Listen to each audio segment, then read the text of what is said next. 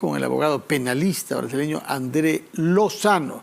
Señor Lozano, muy buenas tardes, gracias por estar con nosotros, con RPP. Buenas tardes, ¿cómo están?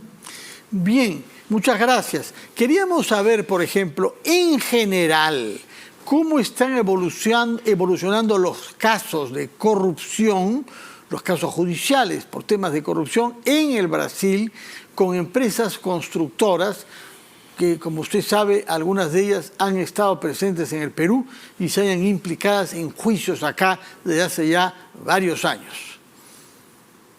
Los casos de corrupción continúan siendo investigados en Brasil. Solamente los casos de la Lava Jato que fueron anulados por el STF, el Supremo Tribunal Federal Brasileiro, porque hay diversos casos en que se mostraram grande problema de parcialidade do juiz Sérgio Moro e outros juízes, como o juiz Bretas. Então, esses casos, na maior parte, foram anulados devido a la má condução por los juízes. Bueno, lo que nos dice entonces es que se estableció que habían habido juicios conducidos con parcialidad por el juez Moro. Y esos juicios en los que había participado el juez Moro, que son los casos de Lava Jato, fueron anulados. Sí, en esos casos fueron anulados y las pruebas que venían de estos casos no pueden más ser usadas en Brasil y creo que en ninguna parte del mundo, porque son pruebas que, como se dice, son ilegales, son ilícitas. Esta decisión de anulación de los juicios ¿es puramente judicial o tiene que ver con el clima político que se ha creado cuando ha llegado a la presidencia Luis Ignacio da Silva Lula, quien a su vez ha estado implicado en casos del esquema Lava Jato?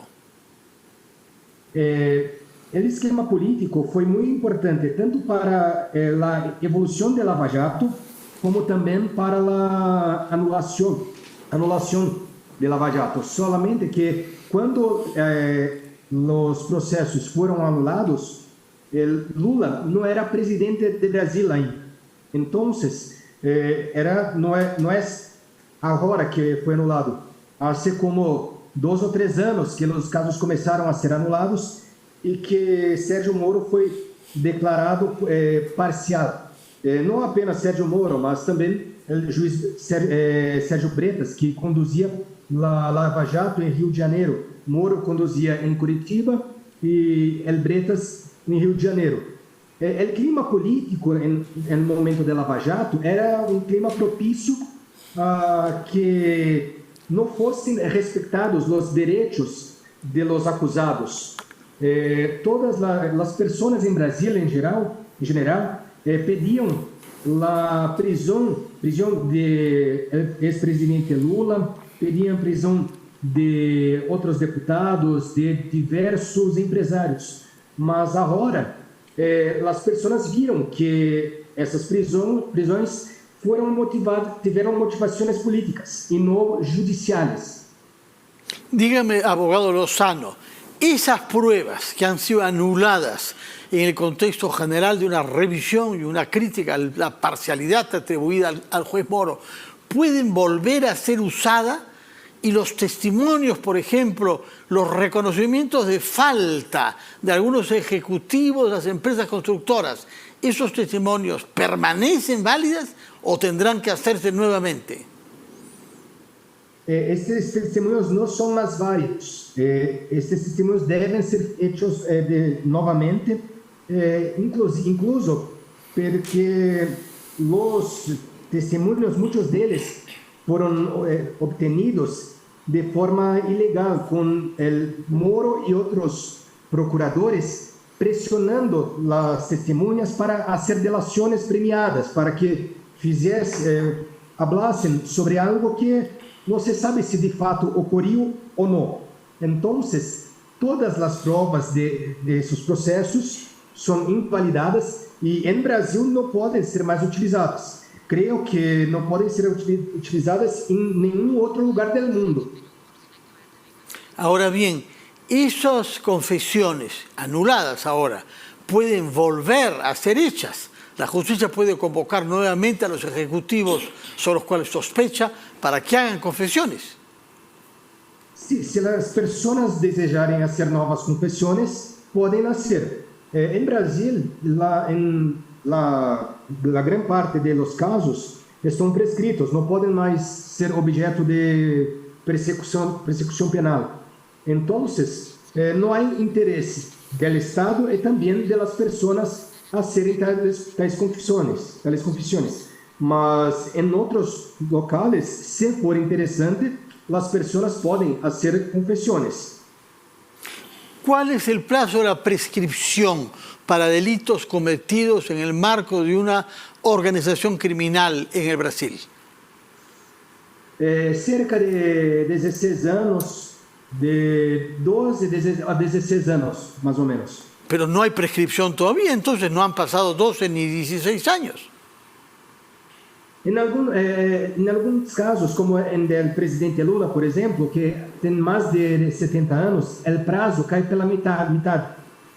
Então, quando a pessoa é maior de 70 anos, que há diversas pessoas que encontram-se em esses casos, a prescrição conta-se pela metade, então já não há mais tempo de fazer a persecução penal. E temos que lembrar que é desde o hecho, não do processo. Então, que como todo o processo foi anulado, então tem que contar desde o hecho.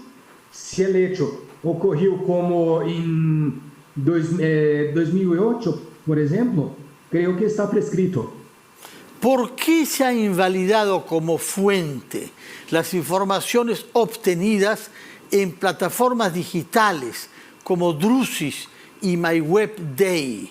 ¿Qué ha pasado para que la justicia deseche la validez de las informaciones, particularmente sobre información encriptada? Y tengo entendido que nombres de algunas personas beneficiarias de coimas bajo el concepto de codinome, ¿no? O seudónimo. Algumas dessas informações elas derivam de outras provas que foram obtidas de forma ilegal.